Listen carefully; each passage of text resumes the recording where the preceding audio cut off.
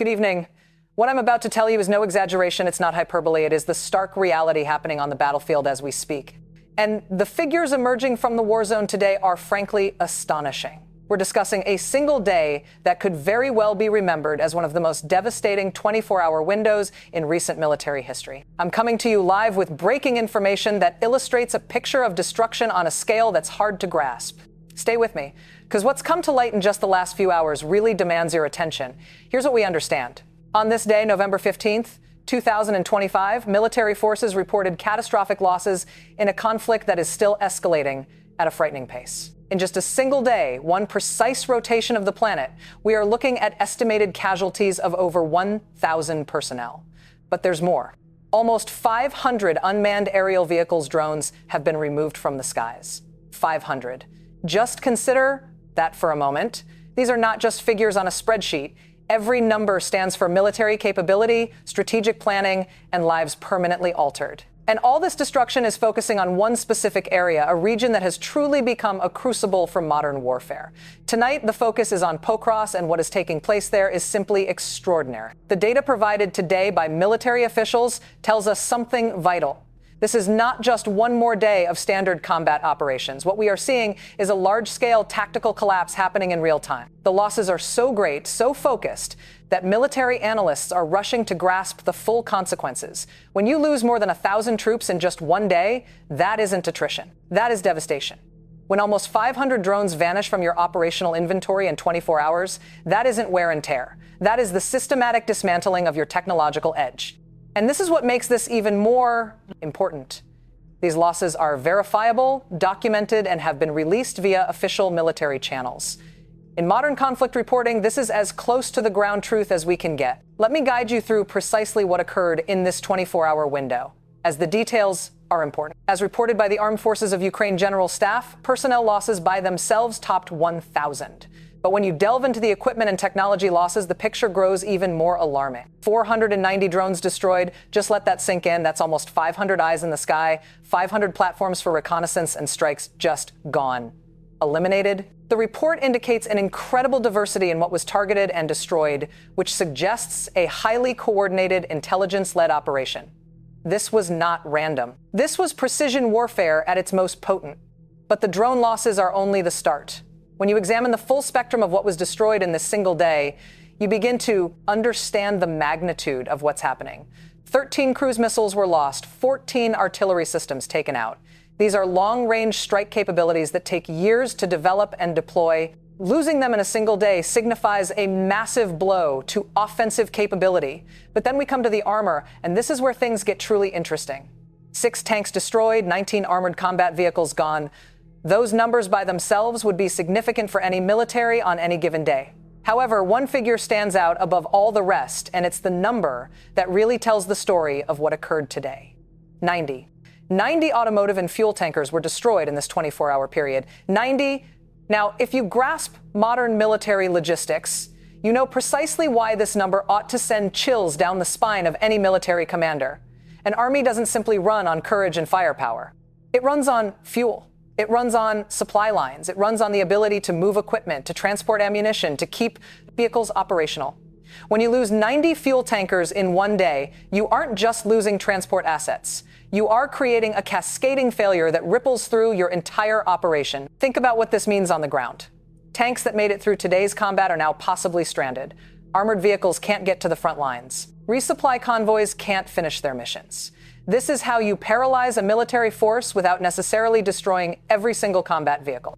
You sever the lifeblood, the fuel, the logistics, and everything else grinds to a stop. The loss of these 90 tankers points to something profound. An aggressive, systematic campaign to hit supply infrastructure. This signifies a major intelligence victory for the defending forces, and its impact will be felt for days, maybe weeks to come. Now, before we go on, I want to pause and ask you something.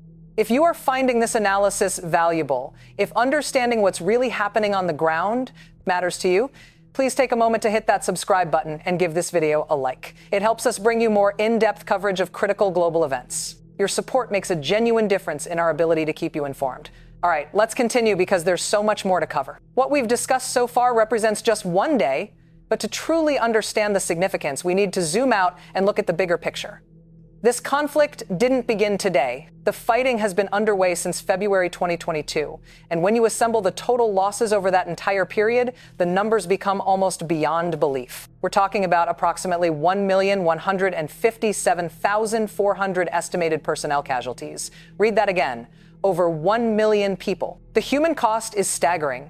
But the equipment attrition tells its own devastating story. 11,350 tanks destroyed since the conflict began. But here is the metric that truly defines this war for military analysts. Artillery systems. 34,443 artillery pieces gone. Think about that ratio. Almost 3 times as many artillery systems destroyed as tanks. What does this show us? It shows us this is not a war of swift maneuver and tank battles. This is a grinding, harsh conflict where firepower is king, where stationary systems are being consumed at an absolutely terrifying rate. This is artillery warfare on a scale not seen since World War II. And those drones we talked about earlier, the 490 lost today, they're part of a much larger total. 80,877 unmanned aerial vehicles destroyed since this conflict began. 80,000. That figure represents something historically unprecedented. We are witnessing the first major conflict where drone warfare has been industrialized, where these platforms are being consumed and replaced at a rate that would have been unimaginable just a decade ago. This is warfare changing in real time. The complete inventory of losses rounds out the picture. Over 1,500 multiple launch rocket systems, over 19,000 air defense systems, 428 aircraft, 347 helicopters, nearly 4,000 cruise missiles, 28 naval vessels, and even 1 submarine. What you are seeing is the unraveling of decades of military investment and development, all compressed into roughly 3.5 years of intense combat.